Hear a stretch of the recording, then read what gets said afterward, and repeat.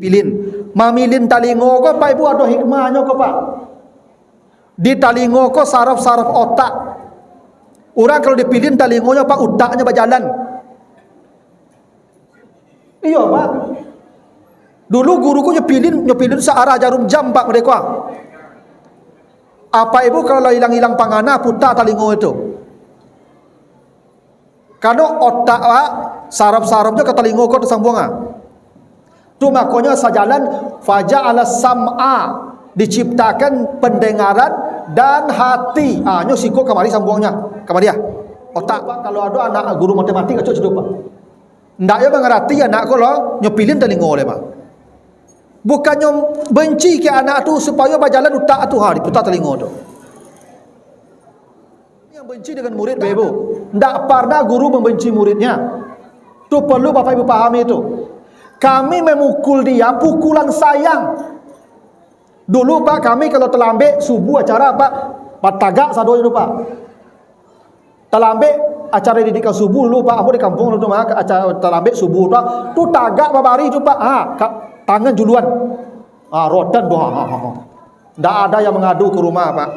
Pukulan guru tu berbekas sekuat. Untung apa lacui ambo dulu. Kalau tidak apa lacui tak akan jadi ku ambo lah. Jadi Bapak Ibu jangan salah paham kalau gurunya nanti menghukum anak-anak kita. Tidak ada kebencian kami ke anak-anak murid ni Bapak Ibu. Tidak ada. Demi Allah tidak ada kebencian. Kami hanya ingin dia jadi anak yang baik. Kalau dia salah kami nasihati. Berkali-kali nasihat tidak mempan, hukuman harus tegak. Makanya Bapak Ibu tolong samakan visi kita dalam mendidik anak dengan guru kita. Jangan guru ingin baik, ibunya bapaknya tidak. Nah, ini penting saya sampaikan agar Bapak Ibu jangan merasa kalau lari kesayaran ke masjid diagi bayar apanya iurannya sekian puluh ribu tiap bulan itulah selesai urusan. Jangan. Di rumah bapak-bapak tolong pantau anak kita hafalanmu berapa, bisa ndak ayah dengar hafalannya di mana? Simaklah pak. Anak kita pun bahagia pak kalau kita simak dia menghafal tuh pak. Wakafkanlah waktu kita untuk anak kita nih pak. Jangan sibuk saja dengan mencari nafkahnya. Nah ini pentingnya kita menyuruh anak kita belajar agama dengan baik. Bapak Ibu mau selamat di dunia akhirat tidak ada kecuali kalau punya anak-anak yang baik yang saleh.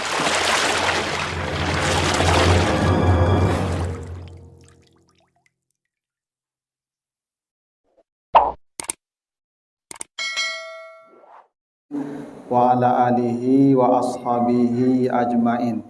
Yang saya hormati Bapak Pengurus Masjid Baitul Salam, Bapak Ibu Majelis Guru MDTA Masjid Baitul Salam, para ustadz, imam kita, Bapak Ibu istimewa, wali murid MDTA Masjid Baitul Salam yang dimuliakan Allah.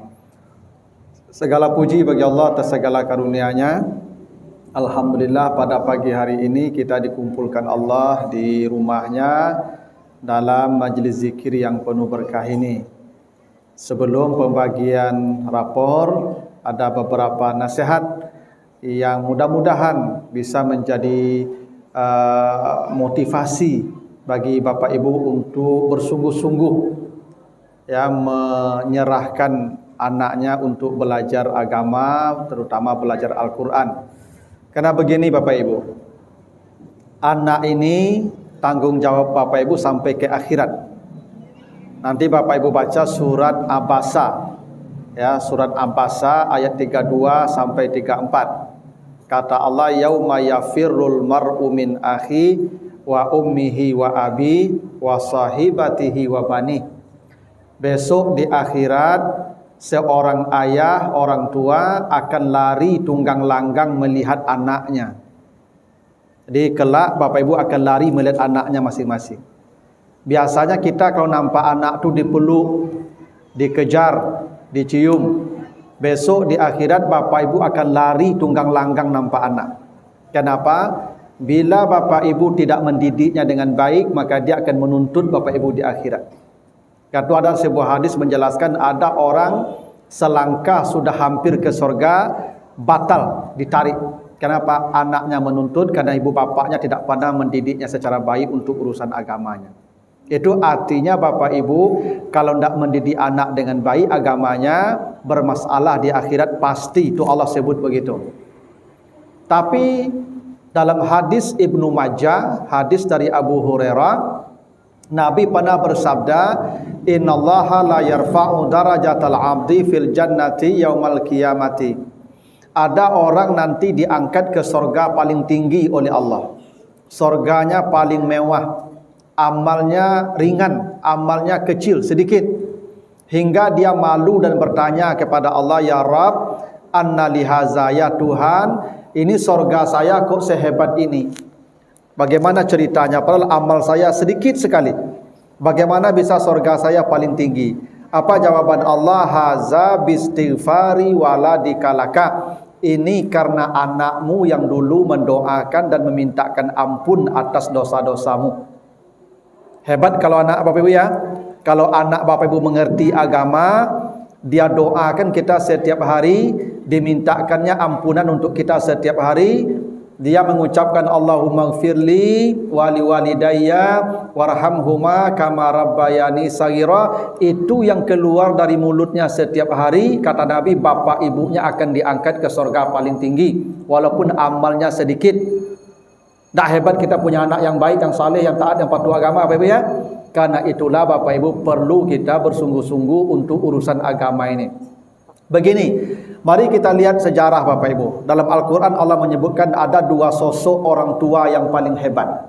Pertama Nabi Ibrahim, kedua Nabi Zakaria. Nanti Bapak Ibu baca surat Ibrahim ayat 37. Diceritakan ketika Nabi Ibrahim memiliki anak Ismail. Ya, anaknya Ismail yang sudah 80 tahun ditunggu anak ini. Masya Allah, bisa dibayangkan betapa ya sayangnya Ibrahim setelah 80 tahun ditunggu dapat anak. Tapi kemudian dia harus berpisah dengan anaknya. Kenapa? Karena Allah menyuruh Ibrahim untuk mengantarkan anaknya jauh ke pinggir Ka'bah. Rabbana inni askantu min zurriyati biwadin ghairi zizar'in inda baitikal muharram. Ya Allah, saya tinggalkan anak saya di tanah yang tandus, di tanah yang kering, tak ada tanaman, tak ada kehidupan, tak ada minuman, tetapi di samping rumahmu Baitullah. Coba Bapak bayangkan ya. Nabi Ibrahim itu waktu anaknya lahir didekatkan dengan masjid Baitullah. Walaupun tanah tandus dan gersang, walaupun di situ tidak ada kehidupan, tapi yang ada masjid rumah Allah, maka anaknya ditinggalkan di samping masjid. Untuk apa kata Ibrahim anaknya ditinggal di samping masjid? Rabbana liyuqimus shalah, ya Allah, agar anak cucu saya menjaga salatnya dengan baik. Yang dipikirkan Ibrahim itu bukan makan minumnya, bukan sekolahnya, bukan kuliahnya, bukan pakaiannya, enggak, bukan apa nanti pekerjaan, enggak. Ya Allah, jadikan anak cucu saya orang-orang yang menjaga salat. Apa yang dipikirkan Ibrahim dari anaknya? Akhirat anaknya. Yang menjadi fokus Ibrahim akhirat untuk anaknya. Maka walaupun di tempat yang tandus, di tempat yang gersang, anak saya hidup, tidak apa-apa, asalkan mereka tinggal di samping masjid dan menjaga ibadah dengan baik. Tak hebat Ibrahim itu? Karena itu Allah ganjar anak cucu Ibrahim itu dengan kenikmatan duniawi. Apa kata Ibrahim? Warzuqhum minas samarat. Ya Allah, beri mereka buah-buahan yang banyak. Dan sampai hari ini Bapak Ibu kalau pergi ke Makkah, semua buah-buahan ada di Makkah. Walaupun tidak ada yang tumbuh di Makkah, penduduk Makkah sejak Nabi Ismail di sana sampai hari ini, sampai hari kiamat, tidak akan kelaparan. Kenapa? Allah yang sudah jamin, allazi at'amahum min ju'in wa amanahum min khauf. Ketika Ibrahim meninggalkan anaknya di samping masjid, mengurus salat anaknya, Allah jamin makan minumnya. Masya Allah Bapak Ibu ya. Jangan Bapak Ibu takut dengan dunia anak kita. Dunia anak kita sudah dijamin Allah. Belum dia lahir, dunianya sudah dicatatkan Allah. Nanti baca di Az-Zariyat ayat 22, wa fis sama'i rizqukum wa ma tu'adun. Di langit sudah ada catatan rezeki kita. Rezeki kita tidak akan bertambah, tidak akan berkurang karena kehebatan usaha kita, tidak. Rezeki kita akan sampai semua yang dicatatkan Allah. Tinggal kita jemput saja dengan cara yang halal, pasti sampai semua. Tapi akhirat, kita merencanakan akhirat, termasuk untuk anak kita. Makanya Nabi Ibrahim merencanakan akhirat anaknya.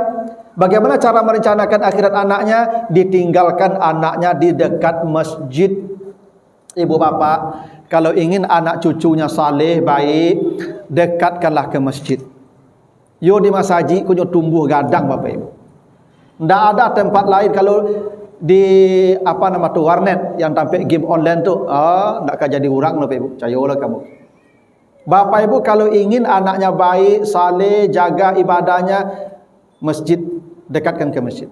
Itu contoh yang diberikan Ibrahim untuk kita. Pilihkan akhirat anak kita, dunia akan diuruskan Allah otomatis.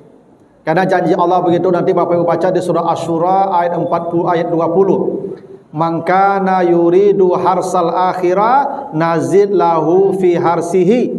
Siapa yang mengejar akhirat untuk anaknya, Allah tambahkan bonus dunia. Akhirat pasti dunia ditambahkan. Wa man kana yuridu harsal dunya nu'ti minha. Kalau dia mengejarkan dunia, dunia dikasih sedikit, wa malahu fil akhirati min nasib, tidak ada bagian akhiratnya. Ini satu. Ibrahim mencontohkan Bapak Ibu, anaknya dekatkan ke masjid. Ini penting nih. Cuman masalahnya Bapak Ibu, awak le mendakan anak ke masjid, dan napaknya nak ke masjid dah. Itu masalahnya tu Pak. Induknya nak ke masjid dah Pak, pendidikan subuh, nyuantan jo motor di amaknya. Amaknya kok sampai ke gerbang saja tu putar balik lah. Apa salahnya pendidikan subuh tu ibu-ibu kamari sumayang sama jo anak. Eko penyakit ibu-ibu orang gaibnya banyak ya pak gitu ya. Kalau bisa apak bangunkan anak apak tu, ibu bangunkan anak apak tu, jo apak jo ibu subuh di siko. Dak putar kapalo saya di gerbang tu lah ha. Nyo memang ibadah aku Ibu. Anakku ibadahnya baik, dia ada contoh. Contohkan. Ini kebanyakan kita begitu. Kita hanya mengantarkan anak ke masjid, tapi kita tidak ikut. Tapi memang begitu jalannya. Anak bapak ibu kalau ingin baik, ingin saleh, memang dekatkan dia dengan masjid. Makanya saya tuh Pak Ibu, ya berharap bapak ibu kalau sudah tamat SD ini, jangan berhenti anaknya belajar di masjid. Ada program SMP, ada SMA, ada yang mahasiswa. Tidak ada pembentukan karakter yang paling hebat kecuali di rumah Allah ini. Kita di rumah Allah ini saja sudah ada adabnya Pak Ibu. Masuknya berwudu, salat sunat, tidak boleh ngomong dunia, ini kita ibadah. Itu saja sudah membentuk orang tuh, otomatis. Ya, satu. Yang kedua Nabi Zakaria. Nanti Bapak Ibu baca surat Maryam. Ya, surat Maryam ayat yang ke-12, 13, 14. Nabi Zakaria dapat anak di usia 90 tahun. Tadi Ibrahim dapat anak usia 80 ya. Ismail. Sekarang Nabi Zakaria dapat anak usia 90. Nabi Yahya anaknya. Apa yang dilakukan Nabi Zakaria ketika anaknya sejak kecil itu? Apa kata Allah? Ya Yahya, khuzil kitaba biquwwah wa atainahul hukma sabiyya.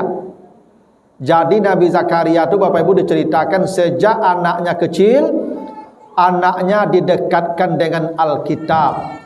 Dulu Taurat dengan Alkitab.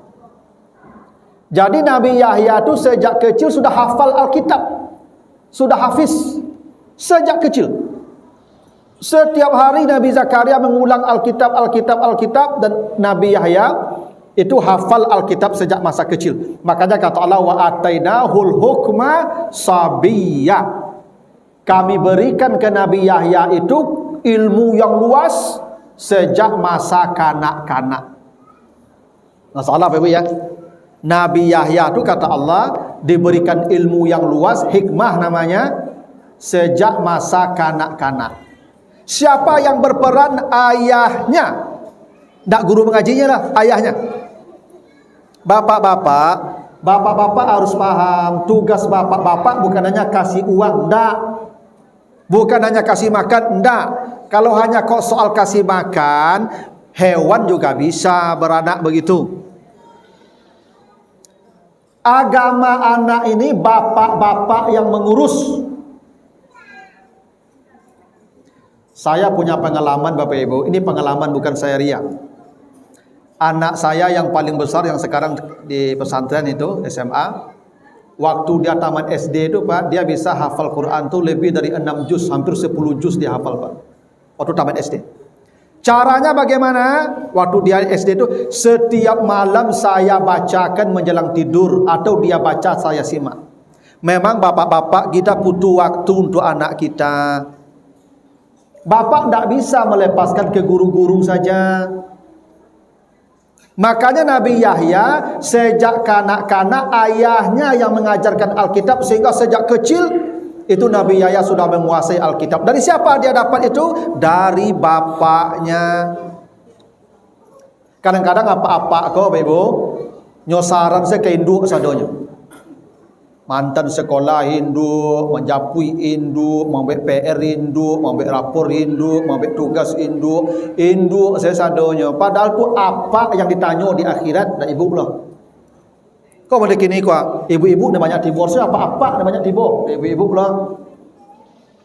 Tugas ibu tiga saja. Tugas ibu 1 hamil, 2 melahirkan, 3 menyusukan. Lebih 2 tahun apa leh? Ibu antuk saya leh. Jadi urus leh. Agen kapaknya leh. Ya betul. Makanya Luqman, anak-anaknya siapa yang mendidik anak Luqman? Luqman ayahnya. Nabi Yakub, siapa yang mendidik anaknya? Nabi Yakub, tidak ada ibunya, ayahnya. Pendidikan anak ini bapak.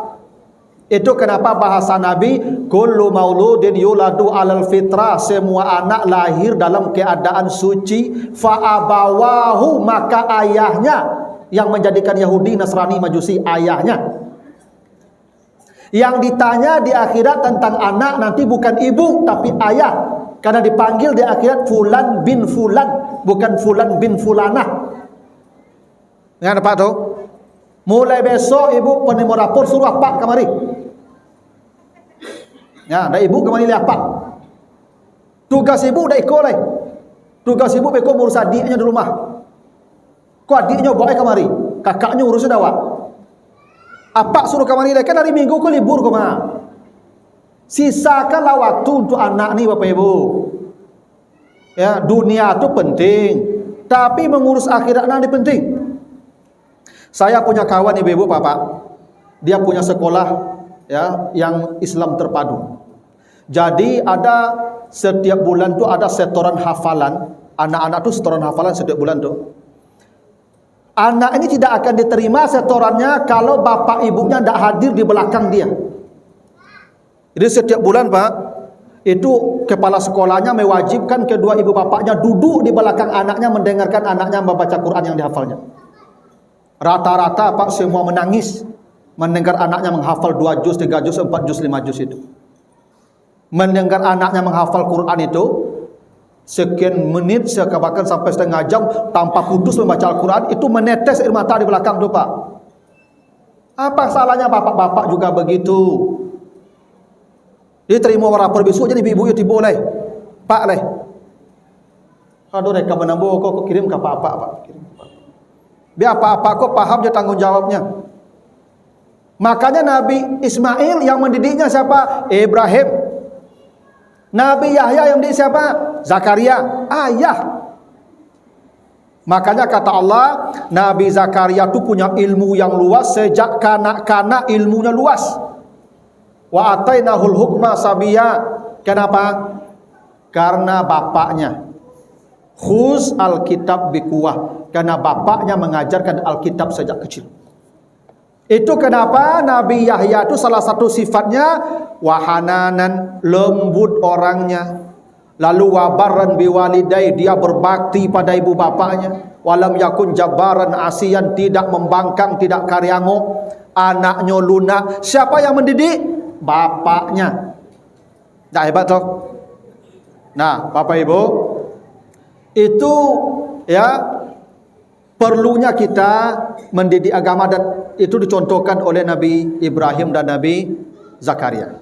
Begini Bapak Ibu, kenapa penting anak-anak kita ibu didik agama? Mereka bukan untuk urusan, bukan mereka saja, untuk kita. Begini, dalam hadis sahih riwayat Muslim, kata Nabi, lakinu mautakum la ilaha illallah. Kalau ada orang yang akan meninggal dunia, ajarkan la ilaha illallah. Kenapa? Man kana akhiru kalamihi la ilaha illallah dakhalal jannah. Kalau dia membaca la ilaha illallah menjelang matinya, masuk surga. Hadis berikutnya, apa kata Nabi? La ikra'u ala mautakum yasin. Bacakan kepada orang yang akan mati itu yasin. Ketika manusia akan mati, ada dua perintah Nabi. Ajarkan la ilaha illallah, kalau dia baca masuk surga. Yang kedua, bacakan yasin. Kalau dia tidak bisa baca la ilaha illallah, mendengarkan yasin Al-Quran sampai mati, surga juga menantinya, kena mati dalam zikir. Siapa yang akan melakukan itu nanti itu? Anak yang mengerti agama. Ketika Bapak Ibu menghadapi sakratul maut, hanya anak-anak yang mengerti agama yang bisa menyelamatkan Bapak Ibu. Percayalah dengan saya. Anak Bapak Ibu kalau tidak mengerti agama, paling dia tengok dan menangis. Tapi anak yang mengerti agama, dituntunnya bapaknya sampai membaca la ilaha illallah. Andai gagal lidahnya membaca la ilaha illallah, dia akan berpindah ke telinga bapaknya membacakan Al-Quran. Kalau anak tidak mengerti agama, tidak. Saya pernah berkunjung ke sebuah rumah sakit Bapak Ibu. Ibunya sudah sakratul maut, dah pakai nafas tambahan. Anaknya mota main HP di pendidikan tu. Malang sekali orang tua yang ketika sakratul maut anaknya tidak membantu dia. Penting agama ini untuk anak, bukan untuk jadi ustaz, tidak. Untuk Bapak Ibu selamat ketika kematian itu. Kalau bapak nampak nanti bapaknya sakarat, dia selamatkan Bapak Ibu yang sakarat itu. Karena kalau fisik kita tidak ada yang bisa menyelamatkan, sehebat apapun dokter mati nanti itu. Tapi yang bisa diselamatkan iman kita lewat kalimat tauhid yang diajarkan ke telinga kita, atau yasin atau Al-Quran yang dipendengarkan ke telinga kita. Siapa yang melakukan itu? Anak yang paham agama. Tak hebat anak itu. Penting belajar agama ni. Mati bapaknya, apa kata Nabi? Iza matal insan in qata amaluhu, bila mati manusia habis amalnya. Tidak ada lagi amalnya kecuali ada tiga yang amalnya abadi. Salah satunya apa? Waladun salihun yad'ulah, dia punya anak yang mendoakan dia. Dalam hadis Abu Daud disebutkan ada 7 amal. Sab'atun yajri lil abdi ajruhunna wa huwa fi qabrihi ba'da mautihi ila yaumil qiyamati. Ada 7 amal yang abadi menemani manusia sampai ke akhirat. Dia tidak akan diganggu. Aman selama ke akhirat. Apa amal mereka yang 7 itu? Yang paling kata Nabi, waladun wa autaraka waladan yastaghfirullah, dia meninggalkan anak yang memintakan ampun kepada Allah atas dosanya. Siapa anak yang selalu berdoa Rabbil firli wali walidayya warhamhuma kama rabbayani shaghira? Siapa yang akan berdoa begitu? Kalau anak Bapak Ibu mengerti agama. Kalau tak paham agama, Masya Allah, saya ini sering ketemu Bapak Ibu. Saya kalau khutbah Jumat, terakhir saya di Tabiang, di Dakek Pasar Tabiang, belakang Pasar Tabiang tu ada komplek. Ketika saya sedang ceramah seperti ini, datang jenazah. Habis asar mau disalatkan, saya pending ceramah saya, ajak jamaah salat jenazah. Okey, salat jenazah. Jenazah taruh di depan, diam semua. Saya panggil, mana anaknya? Ke depanlah anaknya laki-laki berapa? Kenapa Pak Ustaz? Ini karena ibu bapak, ini ibunya yang meninggal nih. Tolong bapak yang jadi imam kami di belakang. Apa kata anak-anaknya Pak Ustaz? Bisa tak dibantu Pak Ustaz? Kalau ada Bapak Ibu punya anak begitu, mayat kita terbujur, diserahkannya pada orang mendoakannya, itulah orang tua yang paling malang di muka bumi punya anak. Tidak ada orang tua yang semalang itu beranak. Hanya sekadar mendoakan ibu bapaknya, tidak mampu dia. Jenazahnya terbujur pun tak dia doakan, apalagi sudah masuk tanah. Salat jenazah itu apa susahnya? 10 minit berajaknya bisa tu. Nyontok-antok ya sadonya madak dua bunyi dah. Niat mutagak di muka jenazah tu, baca Fatihah, takbir, Allahumma salli ala Muhammad, takbir, Allahumma ighfir lahu lah, takbir, Allahumma ighfir lahu, balik salam lain. Pastikan anak bapak ibu, terutama yang laki-laki ni ya, pandai solat jenazah. Tolong pesankan ke telinga dia, nanti kalau saya mati, jangan pernah jenazah saya orang lain yang mensolatkan, engkau di depan. Tak ada piti nantilah, nak nyoba rumah nantilah, nyoba tu nantilah. Tapi jenazah bapak ibu dia yang di depan. Allahumma gfir laha, surganya paling tinggi. Apalagi lebih hebat itu. Tak penting anak yang pandai agama ni, yang mengerti agama ni. Bapak ibu, kalau bapak ibu menyerahkan anaknya belajar Al-Quran, saya bacakan beberapa hadis. Apa kata Nabi? Besok, siapa yang menyerahkan anaknya belajar Al-Quran, man ta'allamal Quran wastazharah wa hafizah, siapa yang belajar Al-Quran, menghafal Al-Quran, mendalami Al-Quran, adakhalahul jannah, dianya pasti masuk surga ya, dianya pasti masuk surga.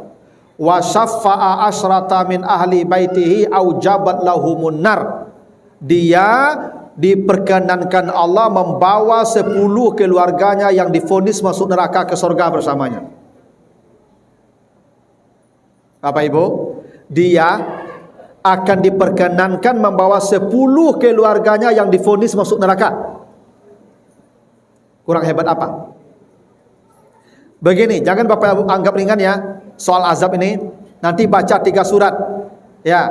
1, nanti bapak ibu baca ya di surah Az-Zumar ayat 47. Baca nanti di Ali Imran 91. Baca di Al-Maidah 36. Baca di rumah baik-baik ayat ini. Al-Maidah 36, Az-Zumar 47, Ali Imran 91. Ini tolong bapak ibu renungkan ayat ini. Apa kata Allah? Nanti di akhirat ketika manusia nampak azab, lah nampak neraka tu ibu. Masya-Allah, nauzubillah ya. Apa yang terjadi? Andai manusia lau anna lahum, andai manusia memiliki ma fil ardi jami'an, semua bumi dia punya. Dia orang paling kaya di dunia, dunia ini milik dia semua. Wa ma'ahu mislahu, ditambah lagi sebanyak itu dia punya kekayaan.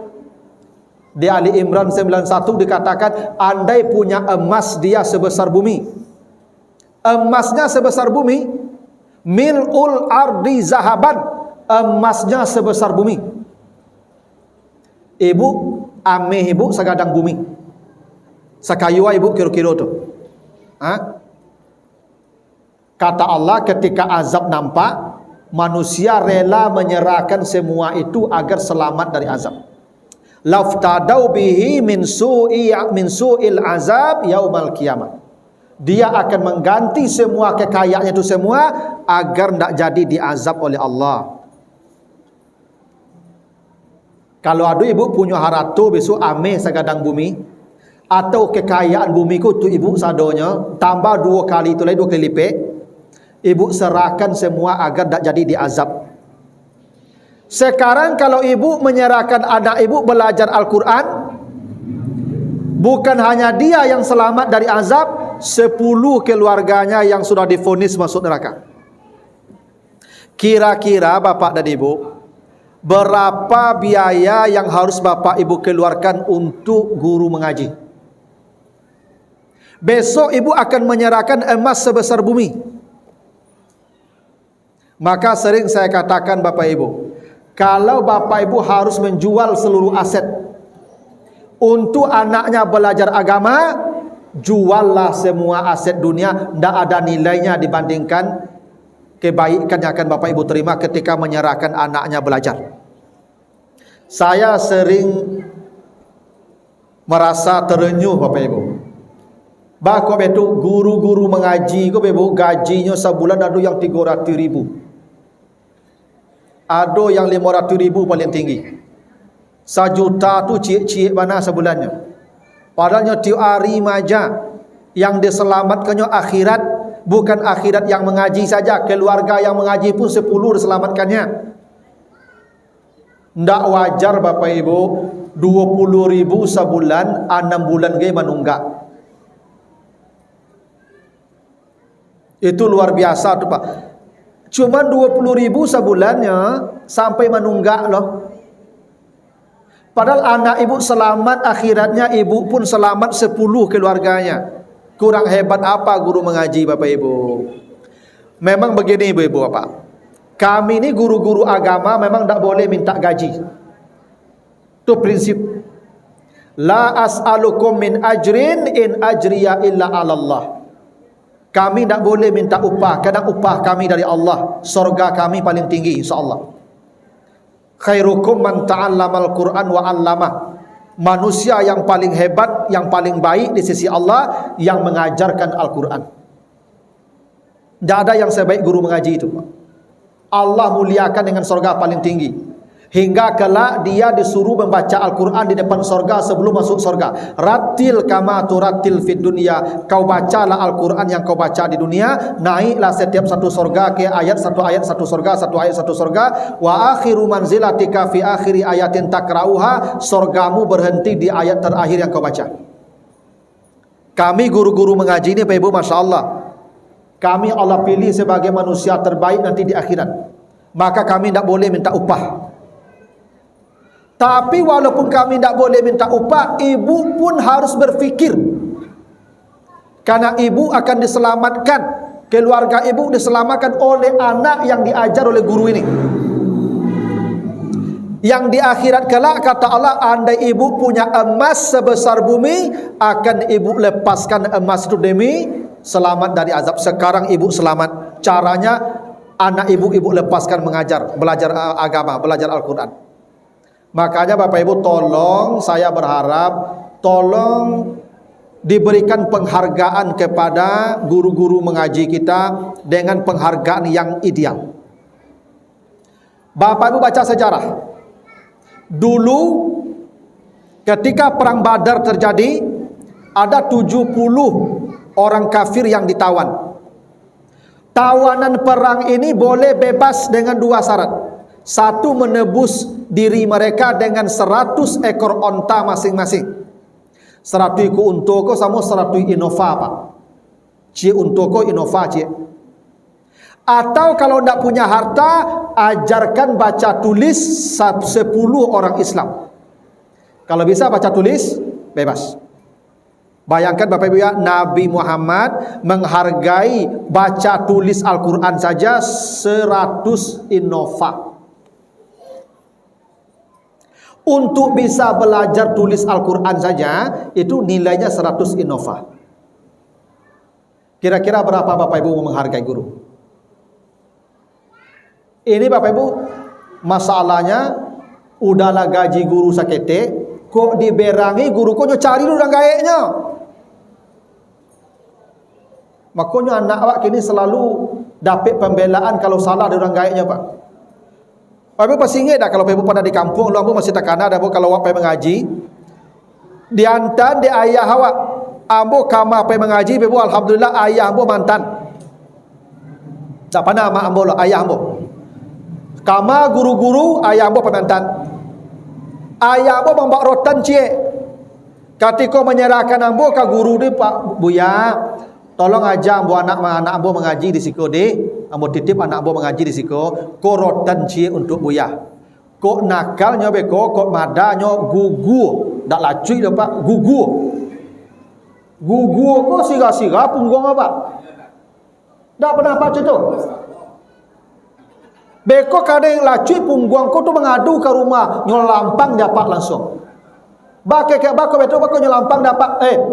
Guru ang tu dah orang gilo lah cak. Kok gilo guru ang tu dah nagen kinyo lah tu cak. Ang tangka lanyo kece berkali-kali tak mengerti. Wajar je lacui. Sehingga awak kalau lacui di guru Pak tak pernah mengadu ke rumah, tak akan pernah mengadu. Kenapa? Kita tahu kalau kita salah. Kalau kini Pak dikadon ke rumah nyope cari apa gurunya kok sarang dia orang gaeknya. Besok Pak kau adu guru yang disarang dia orang tuanya Pak kasih kau subau anak beliau pulang aja di rumah. Berarti bapak tu dah ingin anaknya baik. Kita memukul murid tu Pak Ibu perintah agama. Suruh anakmu salat umur 7 tahun gitu dah. Muru auladakum bis salati wa hum abana'u sab'in. Umur 7 tahun anakmu suruh salat. Kalau umur 9 tahun tak mau salat, fadribuhum, pukul. Agama kita mengajarkan tapi ghaira mubarraj, pukulannya tidak menganiaya. Maka dulu Pak kalau ke dilacui kuat. Kaki ndak dado ndak kepala dah. Paling talingo dipilin. Mamilin talingo ko Pak Ibu ada hikmahnya ko Pak. Di talingo ko saraf-saraf otak. Orang kalau dipilin talingonya Pak otaknya berjalan. Iya Pak. Dulu guruku nyepilin searah jarum jam Pak mereka. Apa Ibu kalau hilang-hilang pangana putar talingo itu. Karena otak Pak saraf-sarafnya ke talingo ko tersambung.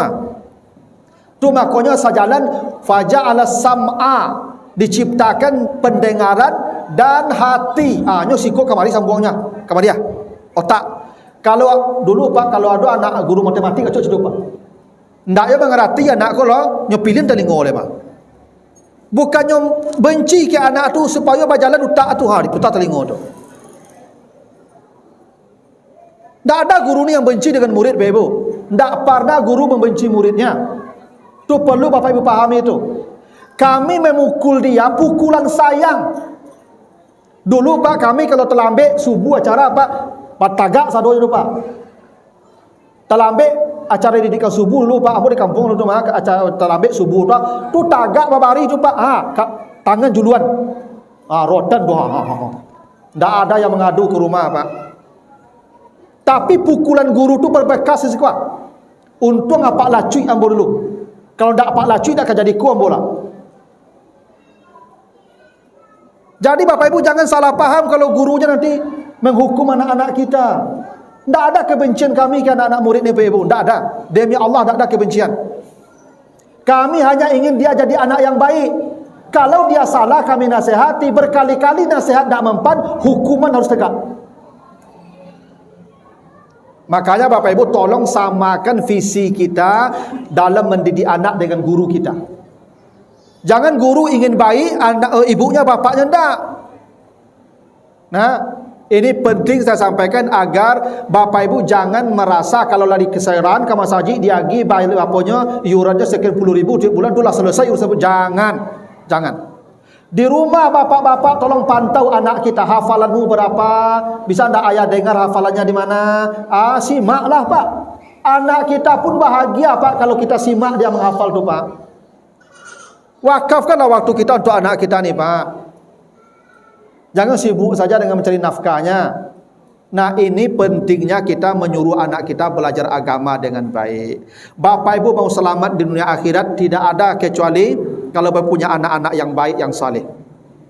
Percayalah Bapak Ibu. Itu tidak sedikit hadis-hadis yang menjelaskan bagaimana hebatnya seorang orang tua yang mendidik anaknya dengan agamanya dengan baik. Pendidikan agamanya dengan baik. Makanya nanti ada hadis saya besok ada orang tua akan dipakaikan oleh anaknya mahkota pakaian yang lebih mahal dari dunia dan isinya. Dia pun malu bertanya kok pakaiannya lebih hebat dari orang lain. Kenapa bisa pakainya hebat? Ya Rabbi makusina. Kenapa saya diberi pakaian begini? Apa jawaban Allah? Bi akhzi waladikum al-Quran. Karena engkau menyuruh anakmu ya untuk belajar Al-Quran. Karena anakmu belajar Al-Quran, maka engkau dapat pakaian yang paling indah. Tidak ada Bapak Ibu yang paling beruntung di muka bumi kecuali punya anak-anak yang dekat dengan masjid, yang dekat dengan Al-Quran. Itu yang dicontohkan Nabi Ibrahim dan dicontohkan oleh Nabi Zakaria. Ini pesan singkat saya, paling tidak memotivasi Bapak Ibu semua agar seriuslah, bersungguh-sungguhlah dalam urusan pendidikan agama anak kita. Kalau punya materi agak lebih, berwakaflah agak lebih untuk guru-guru kita. Kalau guru-guru kita memarahi anak kita, jangan dibela anak kita. Jangan dibela. Kalau perlu, dia diberikan pelajaran tambahan. Abang adik di makuk dilaci di ustaz tu dia mungkin salah dan kesalahan itulah berkali-kali. Jangan dibelanya. Dan saya bagi makan tak pandang melacui Allah. Itu bahaya tu Pak bahasa itu. Nah, begitulah Bapak Ibu ya yang bisa saya sampaikan. Mudah-mudahan ada manfaatnya. Lebih kurang saya mohon maaf. Wassalamualaikum warahmatullahi wabarakatuh.